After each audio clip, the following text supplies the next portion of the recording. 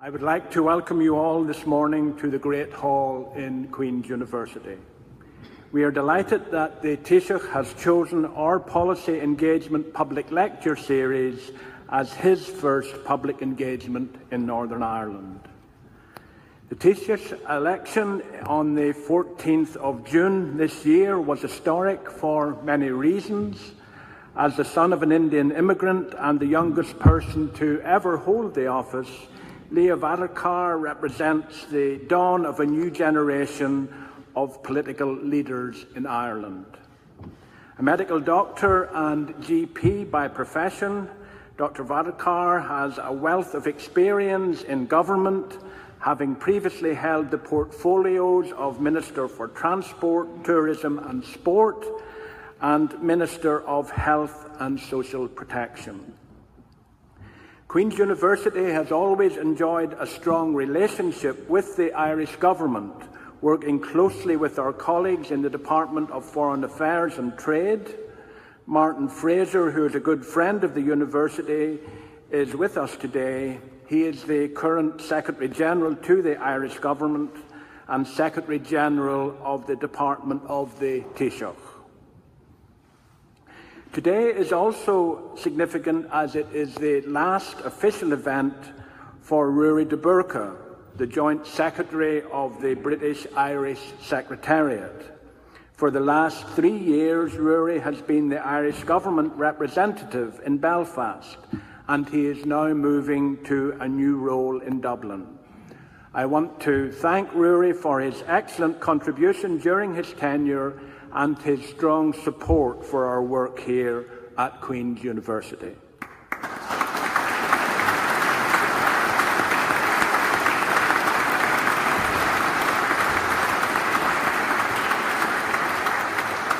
Thank you, Ruairí, and good luck in your future endeavours. I'm really looking forward to hearing the Taoiseach's lecture this morning, outlining the future of relationships north and south. This is very timely given the continued uncertainties raised by Brexit.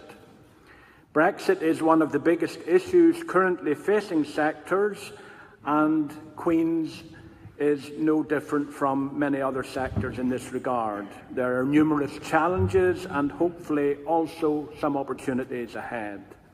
We see 4 main areas which must be addressed post-Brexit: access to EU research funding, the status of current and future EU staff, EU student recruitment and mobility, and of course, the relationship with the Republic of Ireland.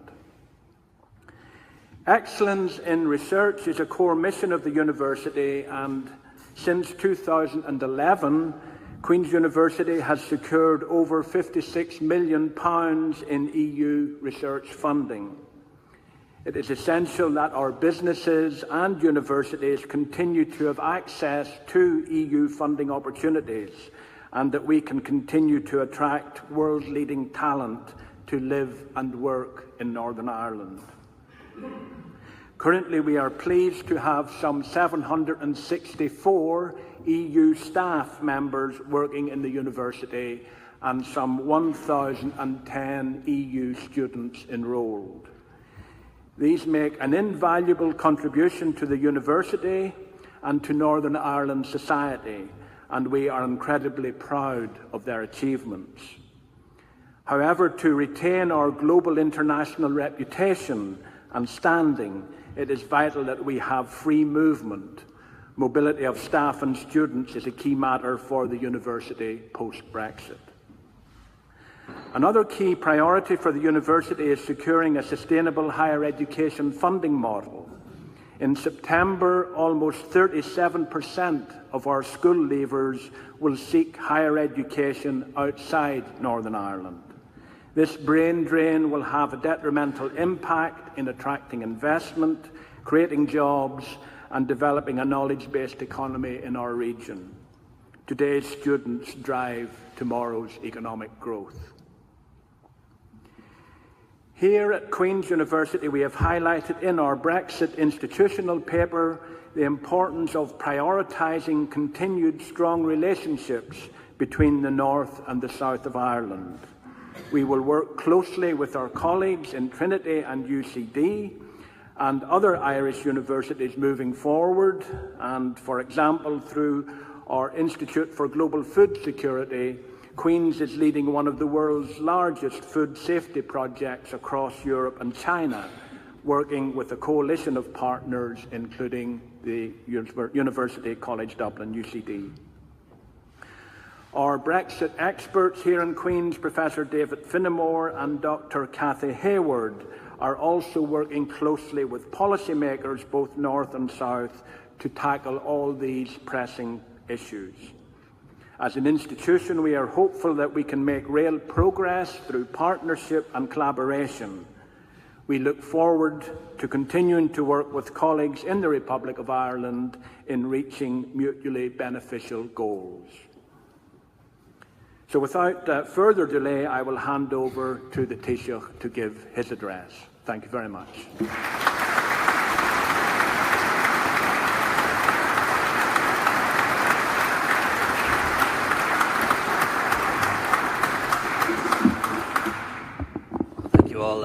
Thank you very much, and good morning.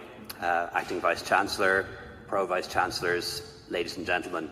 First of all, I want to thank you so much for allowing me to speak here today. Not my first visit to Queen's, but my first in this great hall, and it really is the perfect place and a wonderful place to make my first speech in Northern Ireland as Taoiseach. And I particularly want to thank the college authorities for a really wonderful gift that they've given me, which is The Blackbird's Nest, an anthology of poetry from Queen's University Belfast, including a foreword from Seamus Heaney, and I see flicking through some poems of the great John Hewitt. I can't think of any gift more appropriate, given the fact that I draw on both of those people in the words that I'm going to share with you in the moments ahead. As you all know, since its foundation in the mid-19th century, Queen's has answered the question posed by your Latin motto. There's never been any doubt about what this university gives back through its teaching, through its scholarship, through its contribution to public life. It continues to give, educating and inspiring new generations every year. Of course, Queen's has a long and illustrious history and an association with my alma mater, Trinity College in Dublin, and indeed I'm the first graduate of Trinity to become Taoiseach. Mary McAleese, whose portrait is on the wall, received her undergraduate degree here and then went on to Trinity to become Reed Professor of Law. And your current Attorney General, John Larkin, followed on exactly the same path. A Dubliner and a native of my city, Sir Edward Carson, was educated at Trinity College and represented the university in Parliament for 26 years, and later became MP for Belfast and became forever associated with Ulster Unionism. Over 1 century apart, both he and I were members of the same debating society, the College Historical Society, or the HIST, which gave me reason to come here many times as a student. We both studied there how to make speeches, how to develop arguments, and how to develop ideas. And in later years, Carson liked to joke that he'd taken a range of positions as a student that would surprise people, including speaking against Cromwell and against the Act of Union. I do fear someday that some historian will go back over the positions that I took as a student and make similar comment. Seamus Heaney also received his education here and is now honoured with a chair in Irish writing in Trinity. And there are, of course, lots of recent connections as well. The two series creators and executive producers of the Game of Thrones met while postgraduate students in Trinity and became best friends. And thanks to the success of that series, Belfast has received a massive tourism boost as people come here to see where so much of the series was filmed. Two men from overseas who came to study in Ireland, and their love of Ireland never left them. And I think if politics is the art of the possible, then art must be about imagining the impossible. And we need both in our lives and in our society in order to achieve real progress into the future. We need to be imaginative, and we need to be able to imagine the impossible. and then to try to make it a reality. And I don't think we should ever fear to hope for what may seem impossible today, because so often it can become reality in the future. Someone with very big ambitions for this university and big ambitions for Northern Ireland was your Vice-Chancellor, Professor Patrick Johnston, who died so tragically in June. A Derry man, educated at UCD, he was one of the leading researchers in the fight against cancer and had embarked on a very ambitious programme for this university. Stories of his eloquent speeches at graduation ceremonies and his good humour have travelled far. And on behalf of the Irish Government, I offer my deepest sympathies to Iseult and their 4 sons, and to all of those who knew him and worked with him. His sudden death reminds us of the uncertainty of life, and our commemorations for the First World War do the same thing. 100 years ago this month, another phase of the Great War opened up with the Battle of Passchendaele. This time last year, I visited Belfast to lay a wreath at the cenotaph and spoke of how it was necessary to remember war so we can pay homage to peace. And later I wrote in the Irish Independent that real unity comes from respecting different traditions and values, not by trying to obliterate or assimilate them. Our differences make us stronger, and diversity is an opportunity, and that very much remains my view as Taoiseach today. And in looking to the future, I believe we must look upon this island with fresh eyes and consider what it means to all of us. I was born in 1979, the same year that Lord Mountbatten was brutally murdered by the IRA, and a decade after the Troubles began. It was also the year in which a woman was appointed to the Cabinet in the Republic of Ireland for the first time since the foundation of the state, and was the year of the famous papal visit. But the Pope couldn't travel north. He had to make his plea for peace, from south of the border. Back then, south of the border, Ireland was a very different place, a very different country to the one it is today. Confessional, inward-looking, and underdeveloped economically by Western European standards. And the border itself was a very different place. A place of bloodshed, of violence, of checkpoints, a barrier to trade, prosperity, peace, and freedom. A brutal physical manifestation of the historic divisions on our island and our political failure. The first time I was eligible to vote was in the referendum to ratify the Good Friday Agreement. The vast majority of people on both sides of the island voted for a new future based on power sharing, equality, mutual respect and cooperation, north and south and east and west. History can often move slowly, but then things change all of a sudden. And I have only a limited recollection of the border and the Troubles, but I know that, like nearly everyone in this audience and on this island, we don't want to go back to that. So much in the past 20 years has changed for the better, and we need to hang on to that. The Republic of Ireland has changed to the point where it's now a country that is built on respect and equality before the law for all citizens, no matter what their beliefs or identity may be. It's a country that's now home to 800,000 people who weren't born in Ireland, making up 17% of our population. It's the first country in the world to vote by a national referendum to introduce marriage equality and enshrine that in our constitution. And we now have a new self-confidence as an island not on the edge of Europe but at the centre of the world and at the heart of a common European home that we helped to build. A founder member of the Euro and the single market, we have taken our place, finally, among the nations of the world. Your Pro-Chancellor, Professor English, has written that the concept of freedom has been a recurring melody in nationalist symphony. And I think we found, south of the border, over the past few decades, that the kind of freedom that some people thought was impossible has been achieved through the international symphony of our membership of the European Union. So I passionately believe that being European is an essential part of modern Irish identity. It's an enhancement, not a dilution of who we are. And in my opinion, it's a tragedy of the Brexit debate that appears that this common European identity is not valued by everyone on these islands. The Ulster poet John Hewitt famously spoke of his multiple identities as an Ulster man of planter stock, as Irish, as British and as European. And he believed we all had multiple identities, and that's what made us who we are. That it's a strength, not a weakness, an opportunity, not a threat, and is something we should embrace about ourselves and about others, rather than something that we should see as an impurity or a basis for exclusion.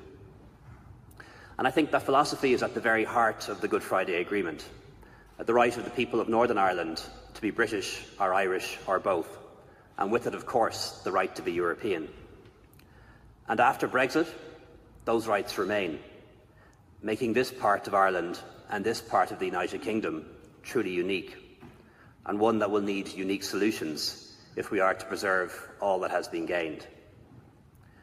For too long we've allowed competing identities and competing cultures and even competing histories to be used to define ourselves and define our neighbours. And to this very day, people continue to mark out the narrow ground, to cling to what Churchill memorably described a century ago as the integrity of our quarrel.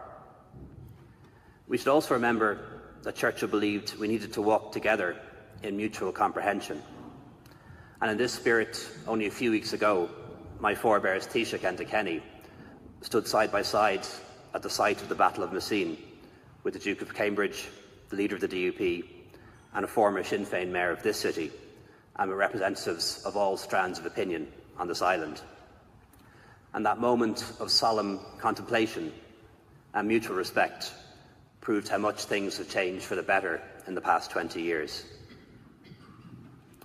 And if the challenge of the First World War was the challenge of that generation, I think perhaps the challenge for our generation is Brexit. The Brexit negotiations are now well underway in Brussels, and to quote Michel Barnier, the clock is now ticking. Every single aspect of life in Northern Ireland could be affected by the outcome. Your jobs and your economy, the border, the rights of EU citizens, the rights of cross-border workers, research funding, as was mentioned earlier, trade, agriculture, energy, our fisheries, aviation, EU funding, tourism, public services, the list goes on. And in October, and it's not that far away, I'll sit around the European Council table in Brussels with 26 other Prime Ministers and Presidents, and we will decide together whether sufficient progress has been made on the three key issues to allow the Brexit negotiations to proceed to the next phase. Those key issues, as you know, citizens' rights, the financial settlement between the UK and the European Union, and specific issues relating to Ireland. And it's going to be a historic meeting for this island. And it is my fervent hope that progress will have been made by then, but I do not underestimate for a second the enormity of the challenges that we face. For our part, the Irish Government will discharge our responsibilities as co-guarantors of the Good Friday Agreement. We will do all that we can in Brussels, in London and in Dublin to achieve the best outcome for everyone on this island, to protect our peace, our freedoms, our rights and our prosperity. And I will talk, as I have in recent weeks, to the First Ministers in Scotland and Wales, two people with whom I share a common view, a view which favours the United Kingdom remaining in the single market and the customs union. And today we need an answer to a very simple question. Who do we in Europe speak to when we want to speak to Belfast? Who will speak for Northern Ireland and her 1.8 million people? Time is running out, and I fear no extra time will be allowed. And it will come as no surprise to anyone here that I don't want there to be an economic border on the island, nor do I want one between Ireland and Britain. And by an economic border, I'm not talking about currency or variations in tax rates. I am talking about a barrier to free trade and commerce. And indeed, as recently as last November, the North South Ministerial Council, which included the DUP and Sinn Féin at the time, and the government which I now lead, said exactly the same thing, agreeing four very simple principles as to how we should work together. First of all, recognising the unique circumstances of Northern Ireland, bearing in mind its unique history and geography. Second, ensuring that the treaties and agreements between Ireland and the UK are fully taken into account. Third, and perhaps most importantly, protecting the free movement of people, goods, capital and services, and fourthly, maintaining the economic and social benefits of cooperation. So I think on this matter, we should have much common ground and should be working towards these common objectives we've already agreed. That is, the Irish Government and the major parties here in Northern Ireland. However, there are people who do want a border, a trade border between the United Kingdom and the European Union, and therefore between Ireland and Britain, and therefore across Ireland. And these are, of course, the advocates of the so-called hard Brexit. And I believe the onus is on them to come up with proposals for such a border and to convince us and convince you, citizens, students, academics, farmers, business people, civil society, that such a border would be in your interest and that these borders would not be barriers to trade and commerce. They have already had 14 months to do so, which should have been ample time to come up with detailed proposals. But if they cannot, and I believe they cannot, then we can start to talk meaningfully about solutions that might work for all of us. For example, if the United Kingdom doesn't want to stay in the customs union, perhaps there can be an EU-UK customs union instead. After all, the European Union has a customs union with Turkey. Surely, therefore, it's possible to have one with the United Kingdom. And if the United Kingdom does not want to stay in the single market, perhaps it could enter into a deep free trade agreement with the European Union and rejoin EFTA, of which it was a member prior to accession, or the European Economic Area. And if these things cannot be agreed now, then perhaps we can have a long transition period during which the United Kingdom stays in the single market and the customs union while we work all of these things out. And I think this is the space in which agreements can be made. And these are the practical solutions I am proposing. And I think it would be helpful if others did the same. These solutions, of course, will not be offered. They will have to be asked for. And this can only happen after sufficient progress is made on an agreement on the financial settlement, citizens' rights, and key issues relating to Ireland, including the common travel area. And it's one of the real positives that both the British government and the Irish government, Prime Minister May and I, are committed to maintaining that common travel area, which of course is so much more than a common travel area. It's almost like a common citizenship that allows British and Irish people to live, work, reside, study and access healthcare and housing in each other's countries as though we were citizens of both. And we must ensure that we protect our critical relationships in the many changes that lie ahead. Cooperation between North and South has also been very important in normalising relationships on this island and bringing real and practical benefits to all of our citizens. It's a key part of the Good Friday Agreement and is also embedded in the common framework of EU law and EU policies. In my former role as Minister for Health, I've seen the benefits that working together can bring. And often the greatest benefits are those that are low-key and aren't advertised so much. Patients on both parts of the island now benefit from very significant developments in cross-border healthcare. Since May last year, a cross-border cardiology service gives patients in Donegal suffering from a STEMI heart attack direct access to services in Altnagelvin Hospital in Derry, where previously they had to be transported from Donegal to Galway. And those of you who know the geography of Ireland very well, getting from Donegal to Galway is quite a journey than going from Donegal to Derry. And of course, Donegal on its own didn't have the critical mass to sustain such an emergency service, and nor did Derry, Tyrone and even Fermanagh together. But taking West Ulster together, there was a critical mass to provide high-quality services to people that would not otherwise have been available to them near to their homes. And similarly, cancer patients in the Northwest can now attend the new radiotherapy unit in the same hospital, which I had the pleasure to visit and which the Irish Government helped to fund. And it works both ways. Children in Northern Ireland with congenital heart disease now have their emergency surgery in Our Lady's Children's Hospital in Crumlin in Dublin, and will do so, I hope, in the new National Children's Hospital, which is currently under construction. And across this island, sport has also shown a great potential to bring us together. The joint work that we are currently engaged in, North and South, to bid for the Rugby World Cup in 2023 is hugely symbolic of the new relationship that exists on our island. And in September, I intend to travel to London for the next stage of Ireland's bid to host the Rugby World Cup in 2023. With the cooperation that I've seen to date between North and South, public and private, rugby and non-rugby sporting organisations, I'm very hopeful that we can land this prize. But I don't want to travel on my own. I'd like to travel with the First Minister and Deputy First Minister as well. And I'd also like to take this opportunity to wish the Ireland team very well in their upcoming games in the Women's Rugby World Cup, which, as you know, starts next week in UCD. And I'm really looking forward to being back in Belfast later this month for the final.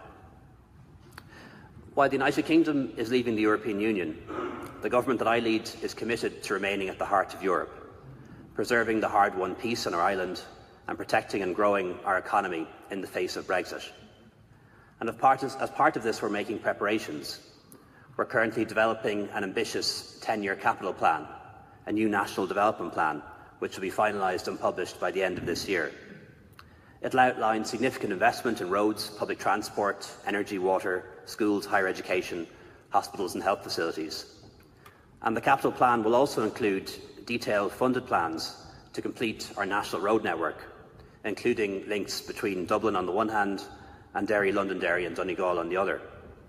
We remain absolutely committed to contributing £75 million to the construction of the A5 and bringing that project to fruition. And in the same context, we'll also give consideration to other important infrastructural commitments, such as the Ulster Canal, the concept of the Narrow Water Bridge, and improving line speeds on the Dublin-Belfast rail line. The 10-year capital plan will also accelerate the delivery of Ireland's critical public transport infrastructure, including substantial investments in the ports and airports, which we will need as a successful global trading nation. And this infrastructure will be a benefit to the people and businesses on both parts of the island, assuming they can cross the border with ease. And it's important that the body politic across these islands should meet the challenges that we're now presented with and be clear about what we want to do and what we can realistically achieve. Above all, I think we must work together to ensure we protect the benefits of the peace process for all of the people on this island. The House of Commons, whose approval will be needed for any new deal, is due to rise for the party conference season in just 6 weeks' time. The crucial European Council meeting, which I spoke about, will take place in just 10 weeks' time. And we need to hear the voice of those elected representatives here in the North. We need an executive, an assembly, a North-South Ministerial Council and a British-Irish Council up and running and acting in the interests of all of our people. And we need that more than ever, and we need it now. To conclude, Senator George Mitchell, a friend of this place and a friend to many here, received over 50 honorary degrees during the course of his career. And he said none meant more to him than the one he received from Queen's in 1997. He went on to serve as Chancellor of the University for 10 years with honour and distinction. And Senator Mitchell suggested, not speaking about Northern Ireland, but speaking about another place, but I think it's still relevant, he suggested that compromise was not a weakness, but a virtue necessary to serve the well-being of future generations. And I think his words should be our guide in the difficult weeks and months ahead. Just last July, Sir Geoffrey Donaldson MP, who I'll have a chance to meet later on, joined us in the Irish Embassy in Britain to pay tribute to a great Irish parliamentarian, Willie Redmond MP. He, as you know, was killed in the fighting at Messines. And over the years, he's liked to quote a line from one of Willie's letters, and it's one that has really resonated with me. It was a letter to Sir Arthur Conan Doyle, the creator of Sherlock Holmes. And Willie Redmond wrote this shortly before he died. And he wrote, and I quote, "It would be a fine memorial to the men who've died if we could, over their graves, build up a bridge between North and South." And I believe we should all honour his words today. At a time when Brexit threatens to drive a wedge between North and South, between Britain and Ireland, we need to build more bridges and fewer borders. And I promise I will play my part in helping to do exactly that. Thank you very much.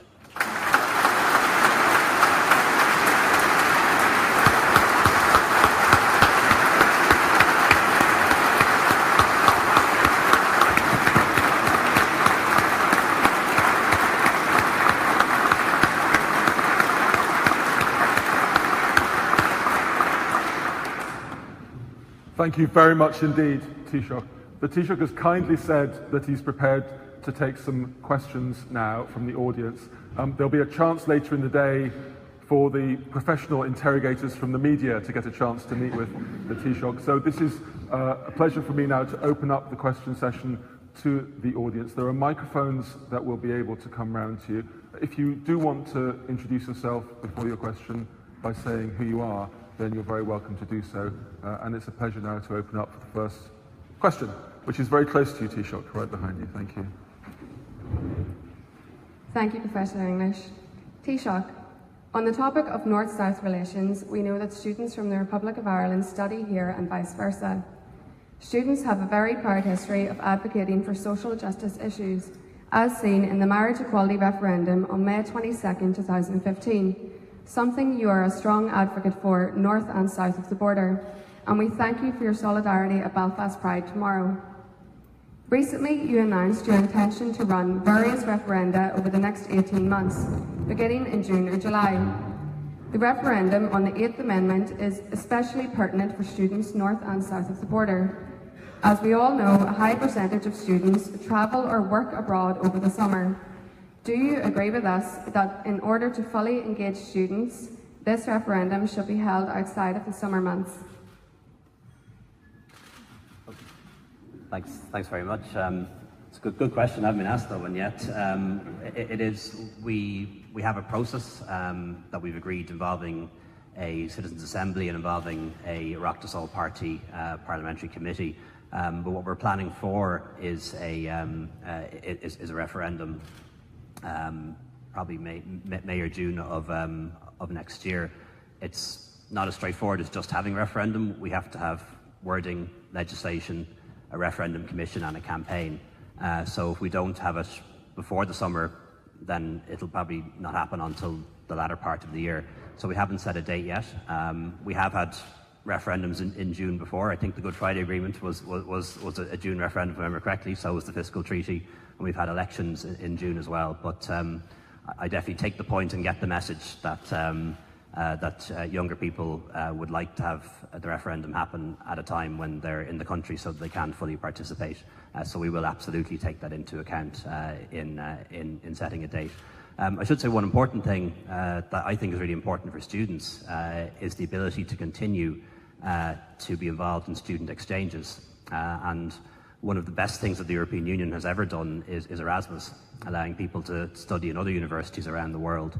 I think there are 2.5 million Erasmus babies out there, people who would not have been born had it not been for Erasmus. And I think it would be an enormous tragedy if the United Kingdom and Northern Ireland were cut off from the Erasmus programme, taking away that opportunity from young people, an opportunity that I had and previous generations had, but to take that away from young people now, I think would be a terrible thing to do to them.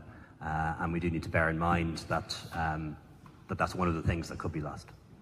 Thank you very much. There's a question here, Professor McCudden.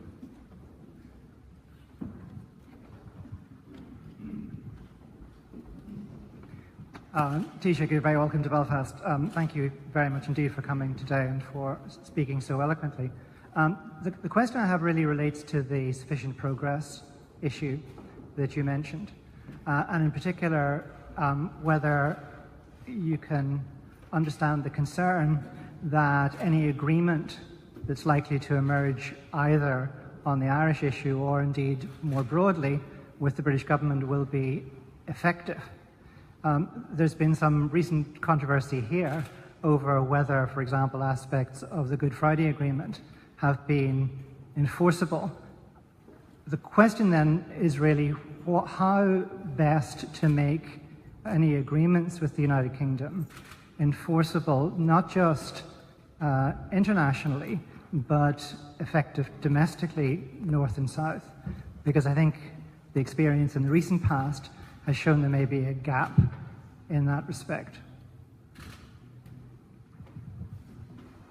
I think the lapel mic should work. Yeah, that's a great question and not one I have a straight answer to give you at the moment. What we'll do in October is the heads of government from the 28 member states will sit around the table. Prime Minister May will be asked to leave and then the 27 of us then meet in what's called Article 50 format, and we will decide whether or not sufficient progress has been made. And that will depend on what happens over the next few weeks on those three key issues. And one of the things that will have to be considered is how will any agreements be upheld and be enforceable. At the moment, the mechanism by which most European agreements are upheld is through the European Court of Justice, which the United Kingdom has indicated that it no longer wishes to be part of. So we would need to develop some other mechanism, and I don't know what that is, but that's one of the things I think will have to form part of the talks. Thank you. The next person to catch my eye was just in the fourth row there. Yep, thank you. Thank you very much. Goramayagat, thank you. Fáilte Road, Taoiseach. I'm Barry McElduff, Sinn Féin MP for West Tyrone.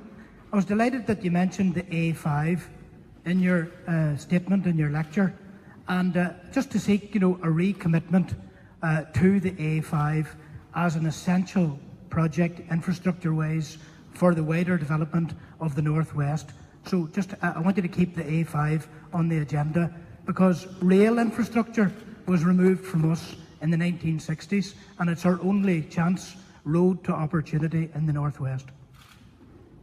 Yeah, no, absolutely. I'm totally with you on that issue. One of the first meetings I went to as Minister for Transport, Tourism and Sport back in 2011 or 2012 was at the time when we were slashing budgets because the country was broke at the time, and it was a meeting with I attended with Brendan Howlin, and Sammy Wilson, who was then the Finance Minister, represented the Northern Ireland, and he managed to convince us, even at a time of budget cuts and austerity, to continue to set aside funding for the A5, which has since run into planning difficulties.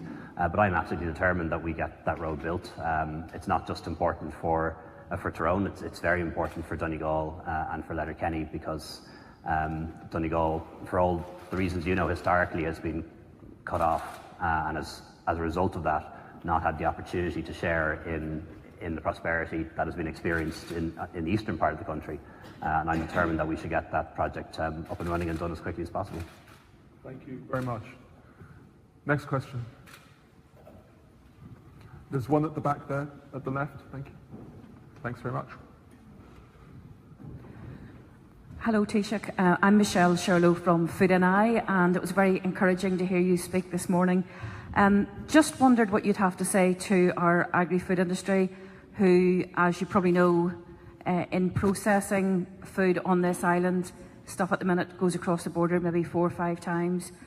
We've just come out of our first ever year of food and drink, and we're seeing a real growth in tourism here. But at the minute, the industry's just nervous about things like the hard border and also the differences in competition, north and south, in hospitality with VAT. Yeah, I'm as part of my engagements today, I'm going to have lunch with business leaders, including business leaders from trade unions and other groups. That will include people from the food industry. It's one of my biggest concerns if Brexit goes wrong, that the food industry and agriculture, north and south of the border, will be very badly hit. You'll know, for example, when it comes to dairy, how much with Lakelands and others just crosses the border back and forth. And if we have border checks and if we have different standards in particular, could be the biggest issue. If, for example, the United Kingdom were to have different standards, that was to allow different types of beef, allow hormones in milk, things like that, we're into a very difficult scenario. And what I'd encourage the industry to do, people who are in the food industry, who are in agriculture, is to get engaged in this issue, to fully appreciate the extent to which Brexit going wrong could damage their jobs, their businesses and their livelihoods, and to put pressure on their politicians to insist that the kind of Brexit that we have doesn't impact negatively on jobs and industry in this part of the island. And that means remaining in a customs union, and it means having some sort of free trade agreement. There's no technological solution, no tolling system that's going to tell you what's in the milk or what standards the burgers are up to. That can only be achieved through common standards. Thank you. There was a question at the back on the right as well, please. Good morning, Taoiseach. Marie Coleman from the Department of History. You spoke a lot about cooperation on the islands over the centenary of the First World War. Micheál Martin spoke last weekend about more contentious centenaries. How do you think the Irish government will approach the centenary of partition, which of course has renewed resonance with Brexit and the communal violence on either side of the border that ensued in the early 1920s? Yeah, we haven't made a decision on that yet. We have a committee that's headed up by Senator Maurice Manning, our former Senator Maurice Manning, who advises us on the commemorations. We are now moving into a very different phase of commemorations.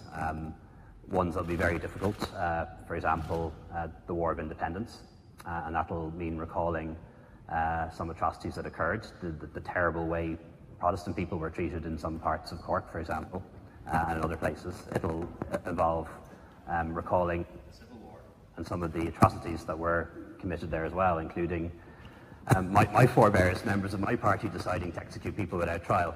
So there's going to be a lot of very difficult commemorations that are coming up ahead, and that one will be one of the most difficult because, of course, for some people, remembering partition is a catastrophe. It's something that people will very much commemorate and not celebrate. But for others, of course, it's going to be the foundation of the state in Northern Ireland and will be a cause for celebration for them that a state was founded in Northern Ireland and has lasted 100 years. So it's something we're going to have to deal with, I think very sensitively. And I'm confident we can do that. We've learned from 1916 and we've learned from the First World War commemorations the way we can commemorate our history, respect each other, but not necessarily have to agree on everything. And I think perhaps that's the approach that we can adopt. Thank you very much. There's a question right at the front here. To the microphone.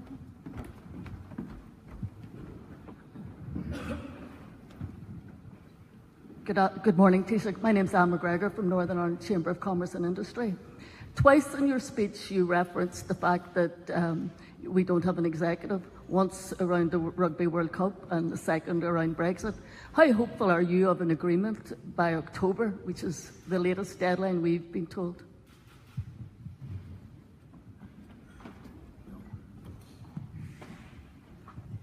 Thanks very much. I'm always hopeful. You couldn't possibly be in this business if you were not. And you know, one thing that occurred to me, I was just looking at the economic performance in the Republic of Ireland, where we will balance the books next year. Our national debt is coming down. Unemployment is down by 2/3. Incomes are rising again. The country is becoming more equal. If anyone predicted that 5 years ago, you would have been told to have your head examined. You would not have got on a single panel on RTE or TV3 or anything else, because that was absolutely impossible and the country was finished forever. And we didn't accept that.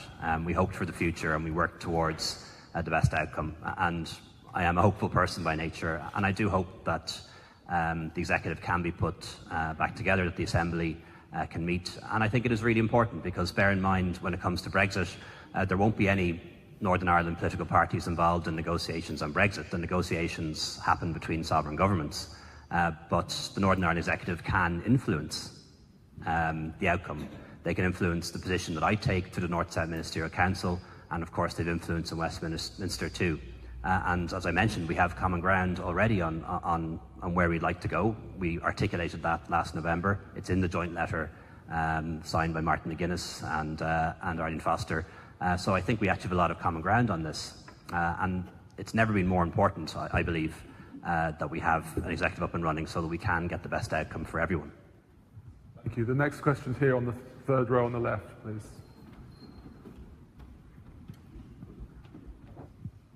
Tina McKenzie from the Staffline Group. Thank you for an inspirational speech.